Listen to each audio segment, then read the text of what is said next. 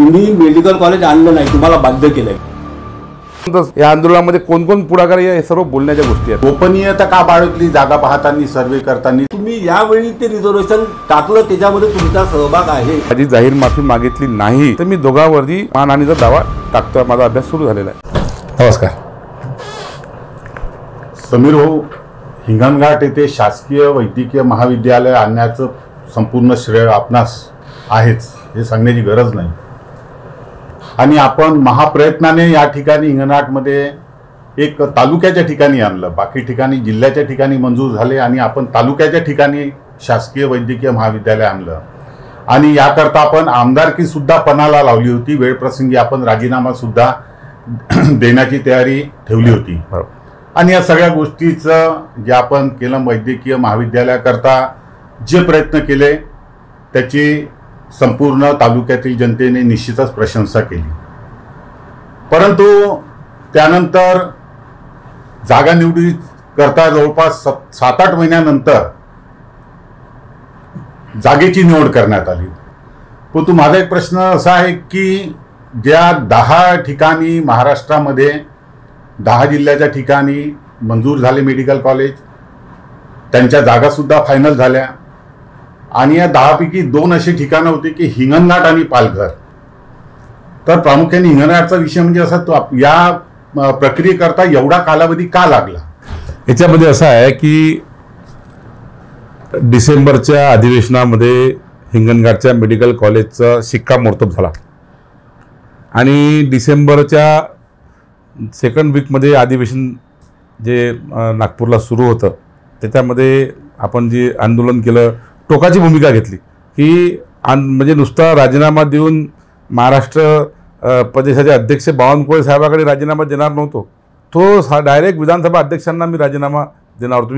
मी राजीनामा लिहून मीडियामध्ये सुद्धा दाखवला आणि ती टोकाची भूमिका घेतल्यामुळेच तो निर्णय नागपूरच्या अधिवेशनामध्ये झाला। आता डिसेंबरमध्ये अधिवेशन झालं, जानेवारीच्या सेकंड थर्ड वीकमध्ये त्याचा हे निघाला, म्हणजे 6 महिने 6.5 महिने त्या घोषणेला पूर्ण झाले। आता त्यानंतर जागेचा शोध सुरू झाला। आपल्याला शासकीय जागा पाहिजे त्यासाठी महसूल विभागाची, पण महसूल विभागाची जर जमीन नसेल तर मग अडचण आहे, कारण की आपल्या इथे महसुली जमीन नाही आहे, ज्या काही आहे त्या झुडपी आणि वन जमिनी आहे आणि वन जमिनीसाठी त्याची एक प्रोसेस आहे, त्याला म्हणतात FC फॉरेस्ट क्लिअरन्स। फॉरेस्ट क्लिअरन्सचा हा पार्ट येतो, त्या फॉरेस्ट क्लिअरन्सला फार वेळ लागतो आणि जेवढ्या काही जमिनी आपल्या जवळपासच्या हिंगणघाट शहराच्या आहे त्या फॉरेस्ट क्लिअरन्सच्या जमिनी आहे। आणि म्हणून उद्दिष्ट काय आहे की पुढच्या वर्षी येणाऱ्या जुलैमध्ये हिंगणघाट येथील विद्यार्थ्यांच्या MBBSच्या ॲडमिशन झाल्या पाहिजे, हा आमचा प्रयत्न आहे।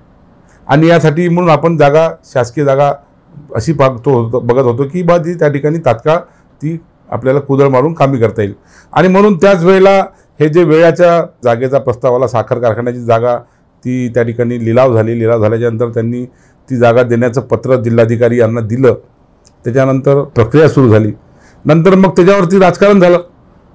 मेन मुळात गोष्ट अशी आहे किरण भाऊ की हे मेडिकल कॉलेज हिंगणघाटमध्ये व्हावं ही आधीपासूनची इच्छा होती।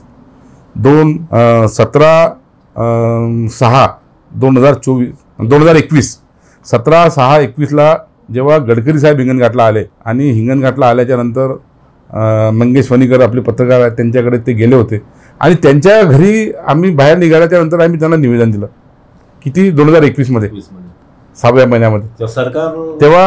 तेव्हा आम्ही गडकरी साहेबांना सांगितलं की केंद्र सरकारचं मेडिकल कॉलेज द्या आम्हाला हिंगणघाटला, पण मेडिकल कॉलेज हिंगणघाटला झालं पाहिजे, याच्यात पहिली सही माझी आहे। आणि ते सिकरचंद मुनोत, राजेंद्र बाबू डागा हे सर्व लोक होते।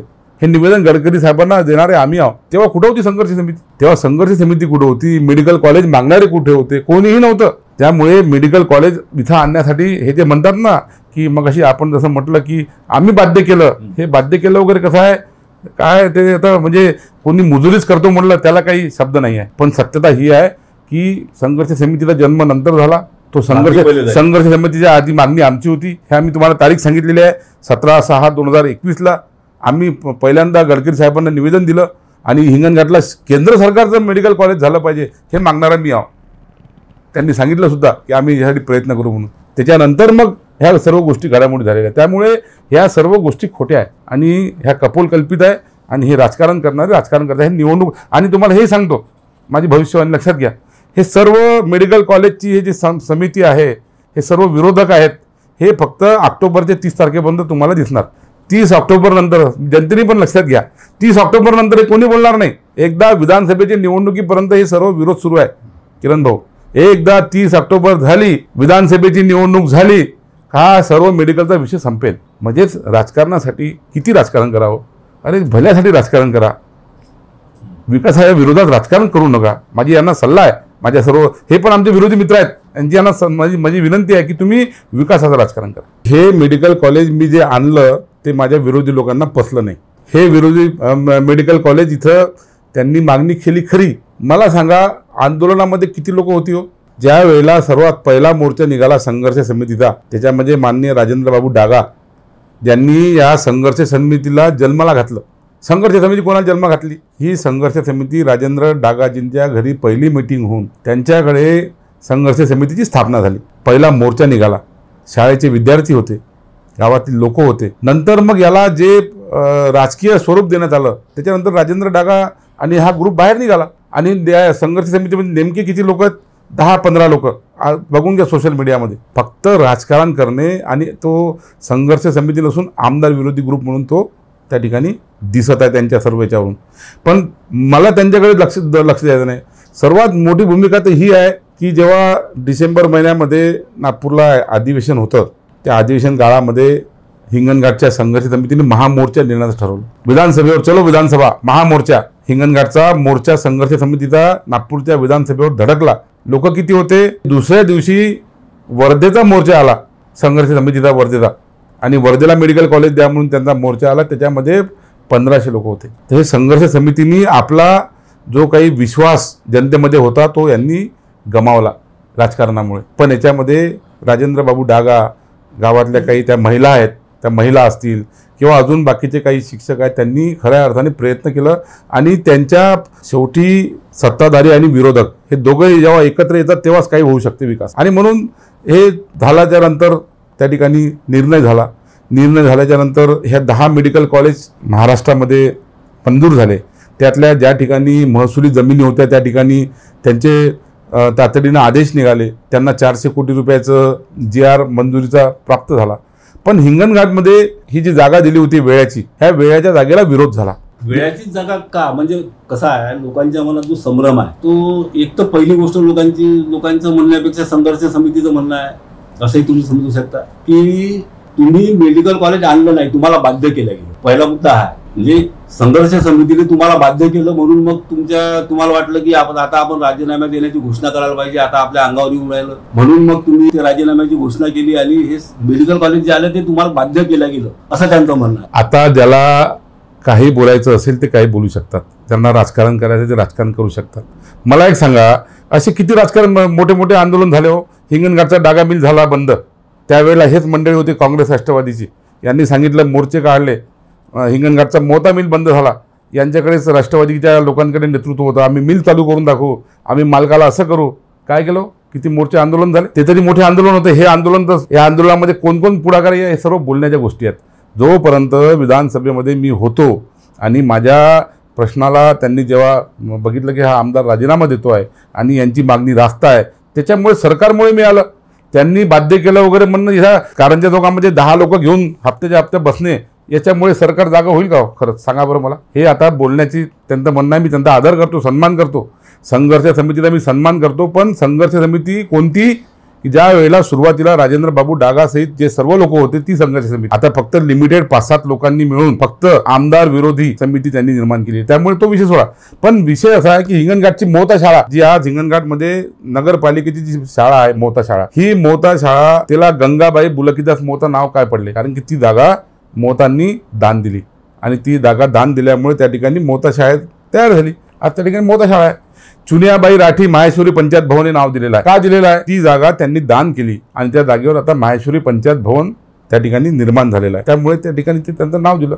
तसेच त्याच परिवारांनी ही जागा दान देण्याचं बोललं, त्यांनी पत्र दिलं, त्यांनी दान देतो म्हणून सांगितलं. त्याच्यामध्ये एवढं गदारोळ करण्यासारखं काय आहे? जेव्हा कलेक्टर सांगतात की आमच्याजवळ महसुली जमीन नाही, ज्या जमिनी आहे त्या फॉरेस्टच्या लँड आहे, त्याला प्रक्रिया आहे, त्याला फॉरेस्ट क्लिअरन्स करायला वेळ लागतो आणि म्हणून त्यांनी 3 प्रस्ताव पाठवले. एक कोल्हीचा प्रस्ताव, एक नांदगावचा प्रस्ताव, एक दान जे देणारे होते त्यांचा प्रस्ताव पाठवला. मंजूर कुठलंही झालं नाही. कुठल्याही प्रस्तावाला शासनाने मंजुरी दिलेली नाही. उद्या जर तुम्ही म्हटलं, किरण भाऊनी म्हटलं की मी माझी जमीन दान करतो, तर प्रस्ताव शासनाकडे पाठवला, याचा अर्थ ती झाली. असं करून म्हणणं असं आहे की सर्व्हे झालाय 3-4 जागांचा, नांदगावचा झाला, हिंगणघाटच्या शहरातला झाला, कोल्हीचा झाला, जामचा झाला, पण प्रस्ताव फक्त वेळाचा गेला नाही. खोटी गोष्ट आहे. तिन्हीचे कागद वरती गेलेले आहे. हेच खोटं बोलत आहे. म्हणजे कसं आहे, रोज या मेडिकलच्या कॉलेजच्या नावाने सतत राजकारण सुरू आहे. मेडिकलचा ज्या दिवशीपासून आदेश झाला नागपूरच्या अधिवेशनापासून, त्यापासून हे सर्व जे आमचे विरोधी मित्र आहेत त्यांच्या पोटामध्ये पोटदुखी सुरू आहे. मला एक सांगा, मेडिकल कॉलेज काय फक्त हिंगणघाटचं आहे का?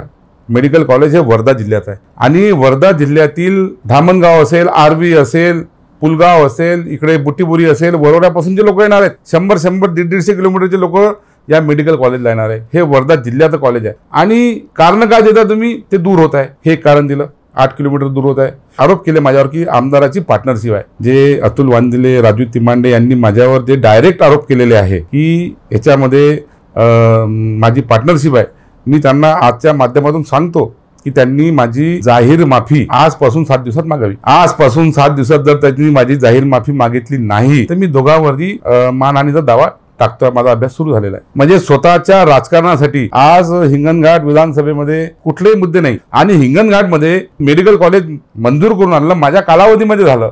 मी माझी आमदारकी दावावर लावली, माझ्या सरकारने दिलं. 2.5 वर्ष महाविकास आघाडी सरकार होतं. आज जे बोलतात आहे काँग्रेस, राष्ट्रवादी, उभाटा, अहो यांनी काय आणलं हिंगणघाटमध्ये? साधा 100 मीटर रस्ता नाही आणला यांनी. साधे 1,10,00,000 कोटी रुपयाने आणले, 1 कोटी रुपयाने आणले यांनी.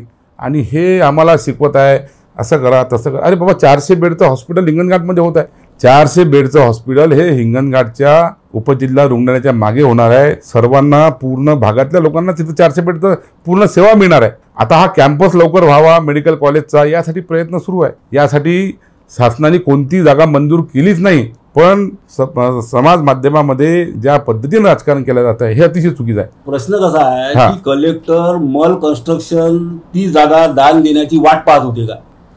म्हणजे तोपर्यंत हालचाली का झाल्या नाही? कारण डिसेंबरमध्ये मंजुरी मिळाली, त्याच्यानंतर मार्चमध्ये त्या मॉलनी पत्र दिलं. मंजुरीमध्ये केव्हा मिळाली? डिसेंबरमध्ये अधिवेशन झालं. मला सांगा, डिसेंबरचं अधिवेशनामध्ये झाल्यानंतर फरवरी मधला आदेश आहे, नंतर लोकसभेची आचारसंहिता आली, मग आचारसंहितेमध्ये काम सुरू राहील का? त्या आचारसंहितेमुळे काम बंद होतं आणि आचारसंहिता संपल्यावर पुन्हा काम सुरू झालं. पूर्ण शासकीय यंत्रणा ही आचारसंहितेमध्ये व्यस्त असल्यामुळे पुढे सुरू झालं काम. विषय मला एक समजत नाही, याच्यामध्ये विरोधी पक्षाचं काम आहे की तुम्ही किती दिवसामध्ये मेडिकल कॉलेज करता, 403 कोटी रुपये 8 जिल्ह्याला मिळाले, आपल्या वर्धा जिल्ह्यातल्या हिंगणघाटला कधी मिळणार, हा विषयच नाही आहे. विषय कोणता आहे? त्यांनी ती जमीन वेळाची का घेतली? अरे वेळाची का घेतली त्यांनी विचारावं. त्यांनी दान देण्याचं कबूल केलं, त्यांनी जाऊन पत्र देऊन ते मागेही घेतली. आणि विषय असा आहे की फॉरेस्ट लँड असल्यामुळे वेळ लागतो आहे, हे समजूनच कोणी घ्यायला तयार नाही. हे मला ते टेन्शन आहे. यांना काही करायचं नाही, यांच्या पोटात पोटदुखी आहे की मेडिकल कॉलेज इथं का आलं. अरे मला माझ्या सरकारने दिलं, मी आंदोलन केलं, जनतेने आंदोलन केलं, मी कुठं नाही म्हणतो, पण जनतेने आंदोलन केलं त्यावेळेला सर्व एकत्र होते. आता त्यातला एक मोठा भाग संघर्ष समितीतून निघून गेला, आता फक्त राजकारण करत आहे. आणि माझ्यासमोर एकच विषय आहे की आता हे बाकीच्या 8 जिल्ह्यामध्ये जे JR आहेत त्यामध्ये सर्वांना, जसं आता गडचिरोली आहे, तुमचे अमरावती आहे, हे जितके काही जिल्हे ज्यांना 403 कोटी रुपये मंजूर झाले, अलॉटमेंट झाले, फक्त आपल्या जागेसाठी थांबलाय. आणि कलेक्टरशी मागे 2दा मी भेटलो, कलेक्टरला विनंती केली, त्यांना मी सांगितलं की तुम्ही जी जागा आहे ती जागा तुम्ही शासकीय आणि हे जे काही सर्व पाठवायचे, आणि तिन्ही पाठवले. आता विषय राहील की आपल्याला ज्या फॉरेस्टच्या लँड आहे, फॉरेस्टच्या लँडसाठी जी काही प्रक्रिया लागेल, ज्याला काही तो वेळ लागेल फक्त. पण याच्यामध्ये ज्यांनी माझ्यावर जे आरोप केले हे आरोप त्यांनी पूर्णपणे निराधार केले. याच्यामध्ये त्यांना 2 गोष्टी झाल्या. त्यांना सांगितलं की तुम्ही माझ्यावर आरोप केले त्याचे पुरावे द्या, त्याचे पुरावे दिले नाही. दुसरा विषय आहे 40 एकर जागा इथे आहे म्हणून दवाखान्याच्या मागे रिक्त आहे, अशा पद्धतीने स्टेटमेंट या राष्ट्रवादीचे जयंत पाटील साहेबांनी मुंबईत केलं. त्यावेळेला मी नव्हतो, ज्यावेळेला स्टेटमेंट झालं त्यावेळेला मी मुंबईला नव्हतो. नंतर मी जेव्हा अधिवेशनामध्ये गेलो आणि अध्यक्षांना विनंती केली की बाबा हिंगणघाटच्या बाबतीमध्ये चुकीची माहिती दिली, मला बोलायचं आहे, त्यांनी मला संधी दिली आणि विधानसभेमध्ये हा विषय मांडला मी की जयंत पाटलांनी काय म्हटलं की हिंगणघाटच्या उपजिल्हा रुग्णालयाच्या मागे 40 एकर जागा खाली आहे, त्या ठिकाणी हे घेण्यात यावं. आता त्या ठिकाणी 40 एकर जागा खाली राहण्याचं कारणच नाही. हा कागद आहे, हा कागद एसडीओ आणि तहसीलदारांनी सही करून दिलेला आहे हा कागद. म्हणून मी त्यांना लेखी मागितलं. मी त्यांना म्हटलं एसडीओ तहसीलदारांना की तुम्ही लेखी द्या मागे जागा. अरे मागे जागा असेल तर तिथं व्हायलाच पाहिजे. माझा विरोध राहण्याचं कारण काय? सरकारी दवाखान्याच्या मागे जर रिक्त जागा असेल तर माझा विरोधच नाही, उलट चांगला आनंद आहे. पण त्या ठिकाणी जागा नाही आहे. ज्या वेळेला आयुर्विज्ञानची टीम हिंगणघाटला आली होती. समीर भाऊ, एक मिनिट थांबवतोय. हा, माझा एक महत्वाचा प्रश्न आहे की तुम्ही या ठिकाणी म्हटलं की सगळ्या लोकांनी सहकार्य करायला पाहिजे, विरोधकांनी. पण ज्या काही जागा जेव्हा टीम आली, मेडिकलची टीमचा विषय तुम्ही काढला, मेडिकलची जेव्हा टीम आली तेव्हा तुम्ही याच्यामध्ये एवढी गोपनीयता का बाळगली? जागा पाहताना, सर्वे करताना तुम्ही वास्तविक पाहता त्या ठिकाणी सगळे काही विरोधी पक्षाचे लोक आहे, संघर्ष समितीचे आहे, गावातील जे काही मान्यवर तज्ज्ञ आहेत, डॉक्टर्स आहेत, तर या लोकांना घेऊन जागेची पाहणी करायला पाहिजे होती. तुम्ही एवढं याच्यामध्ये एवढं सिक्रेट ठेवलं की त्याच्यामुळे तुमच्याबद्दल संशय निर्माण झाला वेळाची जागा घेतल्या. पण तुम्हाला सांगतो माहिती करता की ज्या वेळेला टीम आली त्यावेळेला मी इथं नव्हतो. माझ्या मागे टीम आली, आपण चौकशी करू शकता एसडीओ तहसीलदारची. त्यावेळेला एसडीओ तहसीलदार आणि त्यांची टीम होती, मी पण नव्हतो, मला पण माहित नाही. मला त्यांना भेटायचं होतं, मेडिकलच्या टीमला मला भेटायचं, पण माझी भेट झालीच नाही. त्यामुळे त्यांनी ते आलेल्या जागा दाखवल्या, 3-4 जागा दाखवल्या आणि ते गेले. त्यामुळे ते माझी काही त्यांची भेट झाली नाही. पण विषय तो नाही. विषय हा आहे की आता हे आलेलं मेडिकल कॉलेज आता आपल्याला आपल्या पदरी पाडून घ्यायचं आहे. आणि पदरी पाडून घेण्यासाठी, पदरी पाडून घेणं म्हणजे त्याला इथे 403 कोटीचा अलॉटमेंट या सरकारच्या हाताने करून घेणं आहे, आचारसंहितेच्या पूर्वी. पण विरोधकांना त्याचं काही घेणं नाही. आता मग सांगत होतो तुम्हाला, जयंत पाटील साहेबांनी विधानसभेत ते मांडलं, त्याच्यानंतर मी विधानसभेमध्ये मांडलं आणि विधानसभेमध्ये सांगितलं की माननीय जयंत पाटील आणि माननीय विरोधी पक्षनेत्यांनी जे काही वक्तव्य केलं ते खोटे दिशाभूल करणारं वक्तव्य विधानसभेत केलं. त्यांनी 40 एकर जागा रिक्त आहे म्हणून सांगितली. 40 एकर जागा रिक्त नव्हती. मी त्या ठिकाणी विधानसभेमध्ये मांडलं. त्याच्यानंतर जयंत पाटील साहेब बोलले. त्याच्यानंतर मी जयंत पाटील साहेबांना मी स्वतः भेटलो आणि त्यांना हे दाखवलं, हा कागद त्यांना मी दाखवला. त्यांना मी सांगितलं की साहेब दाखवा, याच्यामध्ये एक नुसतं 25-30 एकर जागा आहे म्हणून दाखवता, तुम्ही तर 40 एकर म्हणत आहे, मला 25 एकर दाखवा. त्यांनी पूर्ण बघितलं, समजून घेतलं. आता मला सांगा, आता हे जे आपले विरोधी लोक म्हणत आहे की आरक्षण आहे, अहो आरक्षण, आता मला सांगा बघा, आता हा GR आहे. हिंगणघाटची लोकसंख्या 1,25,000 आहे. या ठिकाणी अजूनपर्यंत टाऊन हॉल किंवा नाट्यगृह झालं नाही. इथे हिंगणघाटमध्ये सर्व प्रकारचे रसिक प्रेक्षक आहे आणि गेल्या 4 वर्षापासून मी प्रयत्नशील आहो की इथे नाट्यगृह झालं पाहिजे. आणि नाट्यगृह झाल्यापासून मी निधी मागतोय. 17 कोटी रुपयाचा निधी मिळाला. विरोधकांचा आरोप आहे की आंबेडकर पुतळ्याच्या मागे जागा जी आहे, हो, तर त्या जागेचा विचार का करण्यात आला नाही बा गावाच्या मध्यभागी? त्याच्यामध्ये वेगवेगळे आरक्षण आणि त्याच्यात वेगळे. पण तुम्हाला सांगतो ना, 2006चा डीपी प्लॅन बघा तुम्ही नगरपालिकेचा, 2006चा डीपी प्लॅन बघा. आणि त्या जागा मागितली त्याच वेळी हे सांस्कृतिक भवनाचं मोजणी वगैरे करण्याचं कारण का? हे बघा, संशय पुन्हा बनवला ना, आजच्या पूर्वी नाही झालं, मग आता ते काय करण्यात आलं? आता एक काम करा, आता हा 18 डिसेंबरचा GR आहे. किती तारखेत आहे हे बघा, समजून घ्या माझी गोष्ट. 18 डिसेंबर 2023. 18 डिसेंबरला आपल्या नगरपालिकेला किती रुपये आले? 9 कोटी रुपयाचा निधी आलेला आहे. हिंगणघाट नगर परिषद अंतर्गत सांस्कृतिक सभागृह, आसन क्षमता 1000, बांधकाम 9 कोटी रुपये आले. कधी आले? डिसेंबरमध्ये. त्याच्यानंतर पुन्हा हे कमी पडत आहे म्हणून पुन्हा मागणी केली, पुन्हा 8 कोटी रुपये आले. हे कधी आले? हे आले 4 मार्चला. म्हणजे डिसेंबरमध्ये आले पैसे. नगरपालिकेला कशा करता आले?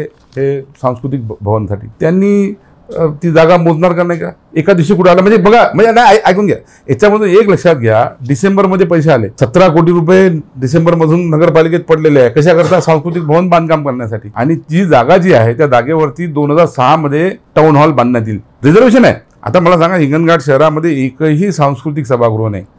एक तरी सांस्कृतिक सभागृह असलं पाहिजे. कार्यक्रम आहेत, महिलांचे आहेत, पुरुषांचे आहे, सामाजिक आहे, धार्मिक आहे, सर्व प्रकारचे. आता हे 17 कोटी रुपये मोठ्या मुश्किलने मी आणले. आता हे पैसे वापस जावे अशी यांची इच्छा आहे. 1.5 एकर जागा आहे ती. नाही, प्रश्न काय म्हणजे आता सध्या 2 टोक आहे. तुमचं एक टोक आहे, संघर्ष समितीचं एक टोक आहे. त्यांची अशी मागणी आहे की त्या ठिकाणी जे रिझर्वेशन आहे ते काढा, किंवा रिझर्वेशन ऍक्च्युअली नाहीच आहे, म्हणजे प्रस्तावित आहे. प्रस्तावित आहे म्हणजे क्रीडा संकुलाचं प्रस्तावित आहे. हो, हे 12 कोटी रुपये आले ना, हे बघा ना, 12 कोटीचे मान्यता आहे ना. जागेला रिझर्वेशन अद्याप याच्यात तुम्ही यावेळी ते रिझर्वेशन टाकलं त्याच्यामध्ये तुमचा सहभाग आहे हा तुमच्यावर आरोप आहे. नाही बघा, त्यांचे आरोप त्यांनी काही करावं सिद्ध करत नाही आहे. माझा त्यांना चॅलेंज आहे ना, त्यांनी आरोप मला सिद्ध करावा. त्यांनी केला का सिद्ध? एक गोष्ट 100 वेळा खोटं बोलायचं, 200 वेळा खोटं बोलायचं आणि खोटं बोलल्याच्या नंतर माणसाला ती खरी वाटावी इथपर्यंत खोटं बोलावं ही ठरवून ठेवलेलं आहे या विरोधकांनी. त्याच्यामुळे तो विषय नाही. मला सांगा ना, आता विषय सर्वात क्लिअर कट आहे. मध्ये जागा उपलब्ध नाही हे तुमचं म्हणणं आहे का? ऐका, सांग, उत्तर देत आहे. त्यांचं म्हणणं आहे आमदार साहेबाची पार्टनरशिप आहे. मी त्यांना मगच सांगितलं की त्यांनी मला पुरावे द्यावे, नाही तर मी त्यांच्यावर मानहानीचा दावा टाकतोय. नंबर 1, त्यांनी अजूनपर्यंत पुरावा दिला नाही. दुसरा विषय, मला मेडिकल कॉलेजचा तात्काळ GR काढून 400 कोटी रुपये मागायचे. मी आता अधिवेशनामध्ये पुष्कळ प्रयत्न केला. मी हसन मुश्रीफ साहेबांना भेटलो, मुख्यमंत्र्यांशी चर्चा केली, उपमुख्यमंत्र्यांशी चर्चा केली आणि मला आता एक दिवस कमी होत आहे. मला हे निधी मागण्याची गरज आहे आणि म्हणून मी आता ज्या शासकीय जागा आहे त्या शासकीय जागेवर कुठे हो. तरी मोदीला एकच सांगितलं की शासकीय जागा बघा आणि शासकीय जागेला, ज्या जागेला आयुर्विज्ञान समितीने हो म्हणलं तात्काळच्या जागेचा आम्हाला जागा त्यात अंतर्भाव आहे का? हो, तर सर्वच जे काय शासकीय जागा आता करायचं ना, उशीर लागत चालेल. मी माझं मेडिकल कॉलेज माझ्या कारकिर्दीमध्ये मी खेचून आणलेलं आहे, याचा मला आनंद आहे. 400 बेडचं हॉस्पिटल असल्याशिवाय मेडिकल मिळतच नाही, तुम्हाला माहिती आहे. साहेब आणि उपमुख्यमंत्री फडणवीस साहेब असल्यामुळे शक्य झालं. आम्हाला पवार साहेबांनी, उद्धव ठाकरे साहेबांनी काय दिलं, शरद पवार साहेबांनी काय दिलं? 2.5 वर्ष सरकार तुमचं होतं ना, त्यांनी गोष्टी करत आहे, मोठमोठ्यांनी राजकारण करत आहे, त्यांनी काय दिलं? हा प्रश्न लोकांनी पण घेतला पाहिजे. त्यामुळे आमच्या सरकारने दिलेला आहे, आम्ही चांगली जागा बघूया आणि चांगल्या जागा बघून त्या ठिकाणी मेडिकल कॉलेज भव्य दिव्य मी करणार, हा माझा स्वप्न आहे. त्यामुळे यांनी, विरोधकांनी जे राजकारण करत आहे चुकीचं राजकारण करत आहे. त्यामुळे ती जागेचा विषय सुरू होता. आता शासकीय जागा कुठलीही असो, शासकीय जागा कुठली असो, त्या जागेवरती मेडिकल कॉलेज होणं गरजेचं आहे आणि त्यासाठी निधी घेणं गरजेचं आहे. या प्रयत्नामध्ये मी आहे. किती कालावधी लागेल आता बघा, प्रस्तावानुसार आता अधिवेशन झालं. आता पुढच्या 10 ते 15 दिवसामध्ये या संदर्भामध्ये पुन्हा एक उच्चस्तरीय बैठक लागेल आणि उच्चस्तरीय मंत्री लेवलला बैठक लागून हा निर्णय होईल. म्हणजे झुडपी जंगलाची जागा सुद्धा यासाठी होऊ शकते का आता? नाही, कसं झालं, 2 गोष्टी आहे. झुडपी जंगलाची जागा होऊ शकते कारण की सरकारीच आहे, पण झुडपी जंगलाला क्लिअरन्सला वेळ लागतो. याला राज्य शासनाकडून परवानगी किंवा नांदगाव त्यासाठी देत आहे आणि नंतर मग बाकीची प्रोसेस असं काही नाही. कसं झालं की मी आता मुंबईला पूर्ण माहिती काढली, त्याच्यामध्ये सर्व जेवढे काही कॉलेजेस आहे हे सर्व कॉलेज एकच झुडपीमध्ये नाही, फक्त गडचिरोलीचा एक भाग झुडपीमध्ये आहे आणि त्याच्यामधला काही पार्ट झुडपी आहे आणि काही पार्ट त्यांना चांगली शासकीय जमीन मिळालेली आहे महसूल विभागाची. त्यामुळे ते त्यांना पेमेंट देत आहे 403 कोटी रुपये. मी याची माहिती काढली. आता माझा मुख्यमंत्र्यांना, उपमुख्यमंत्र्यांना आणि वैद्यकीय शिक्षण मंत्र्यांना माझं एकच म्हणणं आहे की तुम्ही आम्हाला ही झुडपीची जेव्हा क्लिअरन्स होईल तेव्हा होईल, पण तुम्ही याच्यावर मंजुरी द्या आणि याच्यावर तुम्ही आम्हाला निधी द्या. हीच माझी मागणी सुरू आहे. ही मागणी सुरू आहे. मी या संदर्भामध्ये त्यांना भेटलो, 2दा-3दा भेटून प्रयत्न केले आणि हिंगणघाट मेडिकल कॉलेज संदर्भात एक बैठक लावून, सर्व उच्चस्तरीय अधिकाऱ्यांची बैठक लावून आणि जेवढे काही सरकारी प्रस्ताव आलेले आहे ह्या प्रस्तावावर चर्चा करून तुम्ही निर्णय घ्या. कारण की आता कसं झालं, हे निर्णय जो काही होईल तो होणे आणि निधी मिळणे हे सर्वात महत्त्वाचं आपल्या हिंगणघाटसाठी आहे. हिंगणघाटच्या शहरामध्ये, आता जी शहरामध्ये जागा आहे त्याच्यामध्ये 20 एकर जागा निघूच शकत नाही का? कारण याच्यात नॉर्म्स कसे आहे LMCचे की 10 एकर जागा ही एकमुष्ट पाहिजे कॉलेज बनण्यासाठी, रुग्णालय बनण्यासाठी, क्वार्टर बनण्यासाठी, आणि 10 एकर मग अटरॅन्डम म्हणजे त्या भागात कुठेतरी असली तर चालते. तर हिंगणघाट शहरात लोकांची अशी इच्छा आहे की हिंगणघाट शहरातच जर कॉलेज होत असेल तर फारच चांगलं. तर इथे जर समजा ही 20 एकर जागा उपलब्ध होऊ शकत असेल आरक्षण वगैरे काढून, म्हणजे आता पुन्हा आरक्षण काढायला पुन्हा महिने लागत चालतात. आणि ऐका म्हणजे हे घरी बसून सांगणार, आम्ही तिथं मुंबईत प्रयत्न करून झालो, आम्ही दिवस फक्त 60-65 बाकी आहे. 60-65 दिवसामध्ये आचारसंहिता लागणार आहे, तोपर्यंत आपला आदेश झाला आणि चालते. पण विरोधकांनी रोज नवीन सांगायचं आमच्या सरकारने कॉलेज दिलेलं आहे, आम्ही करून घेऊ, काळजी करू नका. मला त्यांना सकाळी एक बोलतात, दुसऱ्या दिवशी दुसरे बोलतात. हे कसं आहे, फक्त राजकारण करण्याचे धंदे आहे. यांनी आता राजकारण बंद करावं. मेडिकल कॉलेज आमच्या महायुती सरकारने दिलेलं आहे. माननीय एकनाथ शिंदे साहेब, माननीय देवेंद्र फडणवीस साहेब, माननीय अजित पवार साहेब, आम्ही हे मेडिकल कॉलेज करू, सरकारी जागेत करू, चांगलं भव्य दिव्य करू. आणि इतकंच नाही तर आमच्या मनामध्ये या ठिकाणी डेंटल कॉलेज, नर्सिंग कॉलेज, त्याच्यानंतर आयुर्वेदिक कॉलेज, हे सर्व कॉलेज सुद्धा आम्हाला इथं आणायचे आहे. नुसतं मेडिकल कॉलेजची एक इमारत इथं केली, दुसरी इमारत तिथे केली असं नाही. ज्याप्रमाणे हिंगणघाटची कृषी उत्पन्न बाजार समिती आज हिंगणघाटला एवढ्या मोठ्या प्रमाणामध्ये रोजगार देते, तशाच पद्धतीनं हे मेडिकल कॉलेजसुद्धा आमच्या हिंगणघाटसाठी ऐतिहासिक ठरलं पाहिजे, ही माझी भूमिका आहे. ती दूरदृष्टी आहे. आणि म्हणून जागा ही 5, 10 आणि 15 एकर नको, एक कमीत कमी 25-30 एकर किंवा 40 एकर जागा असली पाहिजे. जिथं समजा त्याला कॉलेजसाठी जागा अपुरी गेली मग काय करणार आहे. आता शहरामध्ये जागा पुन्हा येऊ शकत नाही. आता जसं आता हे सांगितलं तुम्हाला, शहरामध्ये ह्या ज्या गोष्टी महत्त्वाच्या मंजूर केल्या, जसं क्रीडा संकुल आहे, दुसरं तुमचं सांस्कृतिक सभागृह. आज सांस्कृतिक सभागृह किती वर्धेमध्ये सांस्कृतिक सभागृह नाही आहे, आज हिंगणघाटमध्ये आपण मंजूर करून आणलं. पण आता काही लोकांना त्याचं वाईट वाटतंय, दुःख होत आहे, पोटात दुखत आहे, त्याला काही इलाज नाही. मी फार मोठं हे चक्रव्यूह, विरोधकांचं चक्रव्यूह भेदण्याचं आव्हान इलेक्शनच्या समोर तुमच्या समोर आहे. काही नाही हो, जनता जनार्दन मालक आहे. जनतेच्या समोर आतापर्यंत ह्या 9 वर्षामध्ये कुठलेही चुकीचे कामं आम्ही केले नाही. उलट 9 वर्षामध्ये मोठ्या प्रमाणामध्ये लाखो लोकांना भेटलो, लाखो लोकांची कामं केली, विकासाची कामं केली. त्यामुळे आता लोकांना बोलण्याची इतर मुद्दे कमी आहे. त्यामुळे आता ह्या मेडिकल कॉलेजवर पण दुर्दैव आहे, आपल्या हिंगणघाटसारख्या ठिकाणची विरोधी पक्षाची टीम ही मेडिकल कॉलेजवर राजकारण करून मेडिकल कॉलेज कसं थांबवता येईल किंवा मेडिकल कॉलेजच्या माध्यमातून कसं राजकारण करता येईल हे दुर्दैव आहे. असा विरोधी पक्षांनी मी आवाहन केलं होतं, सर्वांना फोन केले होते की तुम्ही मला जागा द्या किंवा तुम्ही एकत्र मला सांगा, बसा, भेटू आपण. कोणीही रिस्पॉन्स केला नाही. बैठक तुम्ही घेतली होती? कोणी फोनच केला नाही. त्यानंतर मी सर्वांना फोन केले, मी स्वतःहून फोन केले का तुम्ही तुमच्या जो काय, मग त्यांनी मला सांगायला पाहिजे का फोन करून, ठीक आहे तुमचा फोन आला होता, आज तुम्हाला आम्ही फोन करत आहोत आणि ही प्रस्ताव आहे, आम्हाला भेटा किंवा आम्हाला वेळ द्या, मी दिला असता. याचा अर्थ जनतेवर काही नाही आहे. फक्त जनतेसमोर बोलायचं, एक वेळाचे लोक भेटले, बागोलीचे लोक भेटले त्यांच्यासाठी वेगळं बोलायचं, इकडे जामला कोणी भेटलं तर जामसाठी वेगळं बोलायचं, हिंगणघाट शहरातले भेटले तर त्यांना वेगळं बोलायचं. असं हे सोयीचं राजकारण विरोधी पक्षाचे लोक करत आहे. पण जनता हुशार आहे, जनता हुशार आहे, यांना याचं उत्तर मिळाल्याशिवाय राहणार नाही. आता पुन्हा एकदा प्रस्ताव कोणते गेलेले आहे? कारण फक्त वेळाचं पत्र कलेक्टरचं आहे की बा हा प्रस्ताव आम्ही सादर करत आहोत, बाकीचे पत्र नाही. बघा, सर्वच पत्र गेलेले आहे. फक्त तुमचं वेळाचं पत्र तुम्ही तिथून बाहेर काढून ते व्हायरल झालं, पण बाकीचे प्रस्ताव गेलेले आहे ना. इथं हिंगणघाटमध्ये कोणत्या कोणत्या सरकारी जमिनी आहेत त्याबद्दलचा प्रस्ताव शासनाला पोहोचलेला आहे, मागच्याच वेळेला पोहोचला. पण हे त्यांनी खोटं सांगितलं, खोटं बोलायचं, रेटून बोलायचं, अशा पद्धतीनं खोटं बोलून प्रस्ताव गेले. मग फायनल का नाही केला अजून एक कोणताही एक यापैकी? आता होईल, 3-4 प्रस्ताव. आता मला सांगा, लोकसभेच्या आचारसंहितेमुळे सर्व काम ठप्प होतं. आता आचारसंहिता संपली, आता सुरू झालेला आहे, आता होईल त्यामध्ये. पण याच्यामध्ये मधामध्ये यांनी जे मल कन्स्ट्रक्शन जे जागेचं हे दिलं, पत्र दिलं, त्याच्यामुळे सरकार त्याच्यावर विचार करत बसले होते, जिल्हाधिकाऱ्यांनी पाठवल्यामुळे. नाही, एक आरोप समजा नाही, याच्यामध्ये एक महत्वाचा विषय सांगायचा राहिला. समजा ती जागा जर समजा करायचीच असती कुठली मल कन्स्ट्रक्शनची, तर ती आतापर्यंत आदेश निघाला असता सरकारचा, नाही निघाला.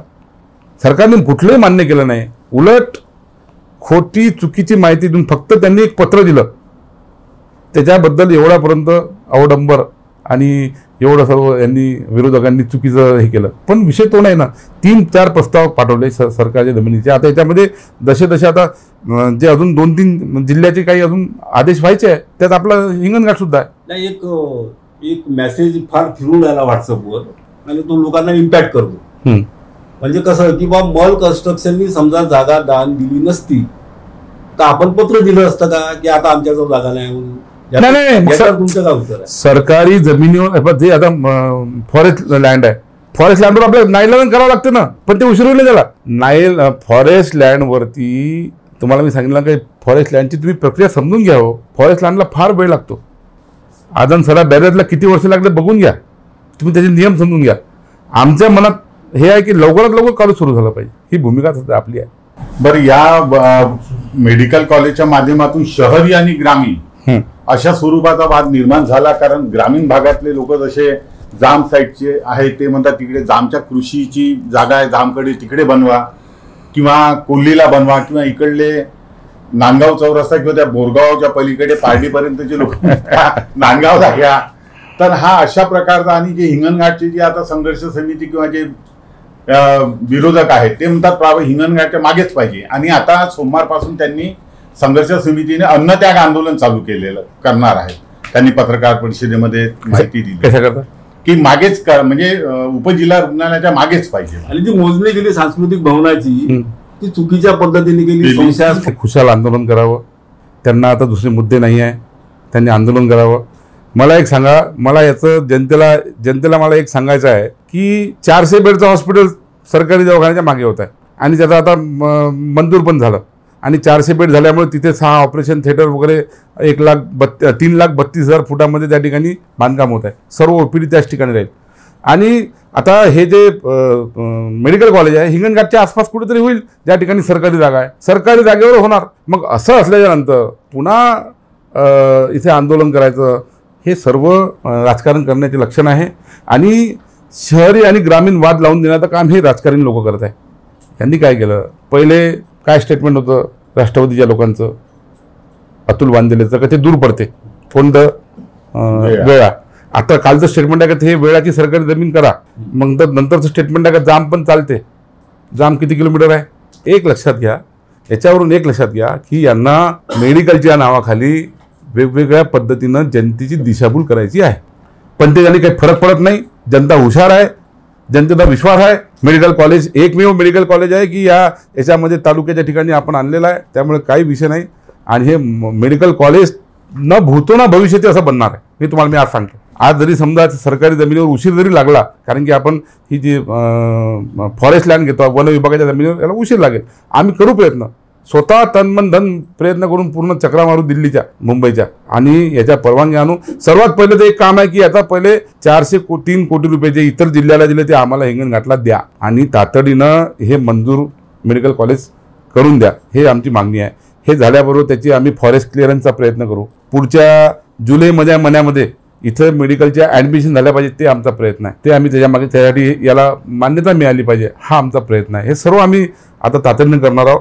त्यामुळे आता विरोधी पक्षांना त्यांनी एक लक्षात ठेवावं की तुम्ही किती राजकारण करा, कारण की समोर विधानसभा निवडणूक आहे. 60-65 दिवसावर येणारी विधानसभा निवडणूक असल्यामुळे त्या निवडणुकीचं राजकारण हे मेडिकलच्या माध्यमातून सुरू आहे. ही दुःखाची गोष्ट आहे, दुर्दैव आहे.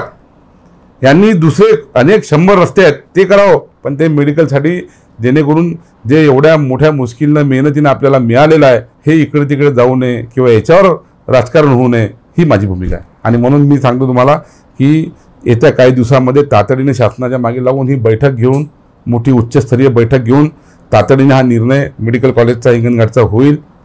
आणि शहर आणि ग्रामीण भागामध्ये करण्याचा काही विषय नाही. आधी आकाश पवाने बसले ते म्हणते दारोड्याला करा, म्हणते पाठरला करा. आता प्रत्येक गावाला निर्णय विषयच नाही ना.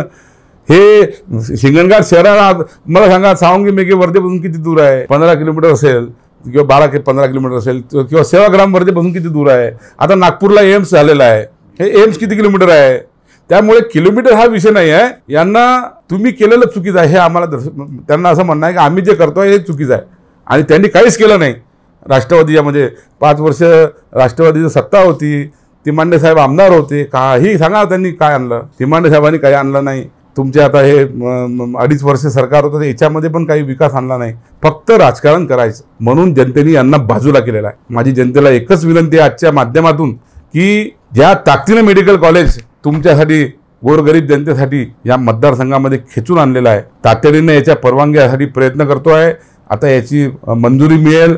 GR सुद्धा काढण्यासाठी प्रयत्न करत आहोत. अधिवेशन झाल्यावर 2 दिवस मी मुद्दाम त्यासाठीच थांबलो. सोमवारपर्यंत सोमवारी माझ्या बैठका होत्या आणि पुन्हा आता पुढच्या हप्त्यात जाऊन हा GR निघाला पाहिजे. हा कुठेही निघो, हा शासकीय जागेवर निघाला पाहिजे आणि 403 कोटी रुपयाची निधी आम्हाला अलॉट झाला पाहिजे, यासाठी मी प्रयत्न करतो आहे. आणि लवकर हे मेडिकल कॉलेज मंजूर होईल, जागेचा प्रश्न सुटेल आणि भव्य आणि दिव्य मोठं लक्षात राहील असं मेडिकल कॉलेज हिंगणघाटला होणार, एवढं मी तुम्हाला सर्वांना सांगतो. एक शेवटचे 2 प्रश्न घ्या. रुग्णालयाच्या बाजूला सांस्कृतिक भवन, ध्वनी प्रदूषणाचा त्रास होईल, ही ओरड आतापासून चालू झाली आहे, ही पुन्हा वाढू शकते. हे बघा यांना नाचता येईना अंगण बाकडे, यात काही अर्थ नाही. त्यांनी आंदोलन करावं. इथं DP प्लॅन मध्ये नगरपालिकेच्या 2006 मध्ये त्या ठिकाणी सांस्कृतिक भवनसाठी, टाउन हॉलसाठी जागा आरक्षित आहे. तिथून 400 बेडचं हॉस्पिटल बरंच दूर आहे, मी सर्व बघितलेलं आहे. त्यामुळे आणि हे पॅक असतं, त्याचा काही संबंध होत नाही. यांना फक्त राजकारण करायचं, त्यांनी करावं. जनता उत्तर देईल ना, जनता उत्तर देईल. यांना मेडिकल कॉलेज इथून घालवायचं आहे, यांना सांस्कृतिक सभागृह इथून घालवायचं आहे, यांना जे क्रीडा संकुल म्हणजे 400 मीटर रनिंग करतात मुलं. आज पोलीस भरतीमध्ये ग्राउंडची गरज आहे. त्या ठिकाणी अद्यावत इनडोअर गेम्स, आउटडोअर गेम्स याची गरज आहे. BCC ग्राउंड फार लहान आहे, तिथं होत नाही. 400 मीटरचा ट्रॅकसाठी 6 एकरच्या वरती जागा पाहिजे, 7 एकर 8 एकर जागा पाहिजे. आणि ती मागणी आधीपासून झालेली आहे, मेडिकल कॉलेजच्या आधीपासून ती मागणी आहे. त्यामुळे हे सर्व खोटं बोलत आहे. यांना विकास नको आहे, यांना प्रत्येक कामामध्ये चुका दिसत आहे. आणि त्यामुळे असे समोरची निवडणूक आहे, हे निवडणुकीसाठी होत असलेलं राजकारण आहे. त्यामुळे जनता जनार्दनाला माझी विनंती आहे की या सर्व गोष्टीचा आपण विचार करावा. जर आपल्या मनात जर काही प्रश्न असतील तर आपण मला आपले सुझाव द्यावे, आपले प्रश्न मला सांगावे, मला मेसेज करा किंवा मला भेटा किंवा मला फोन करा किंवा मला एक साधा पोस्टकार्ड टाका की आपल्या मनात जर याच्या व्यतिरिक्त जर काही असेल तर मी सुधारणा करण्यास तयार आहो किंवा आपण आपल्याशी चर्चा करण्यास तयार आहोत. शेवटी मालक जनता जनार्दन आहे. हे विरोधी राजकारण करणारे हे मालक नाही आहेत. हे फक्त राजकारण करून तिथल्या तिथं फिरवणारे लोक आहेत. यांच्या मागे नाही, मी जनतेसाठी उत्तरदायी आहे. आणि म्हणून मी सांगतो हे मेडिकल कॉलेज परिश्रमानं आणलेलं आहे. आणि हे जे विरोधी सर्व राजकारण करत आहे, रोज नवीन स्टेटमेंट बदलवत आहे. 3 दिवसापूर्वीचं स्टेटमेंट वेगळं, कालचं स्टेटमेंट वेगळं, आजचं स्टेटमेंट वेगळं.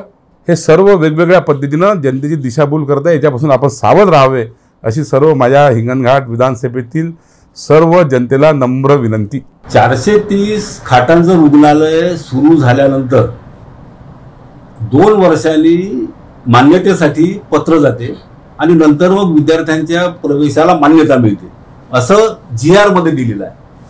तर याबद्दल तुमचं काय म्हणणं? त्याच्यामुळे 430 बेड याला प्राधान्य आपल्याला जास्त प्रमाणात द्यावं लागेल की नाही द्यावं लागेल? म्हणूनच 400 बेडसाठी आपण मान्यता घेतली.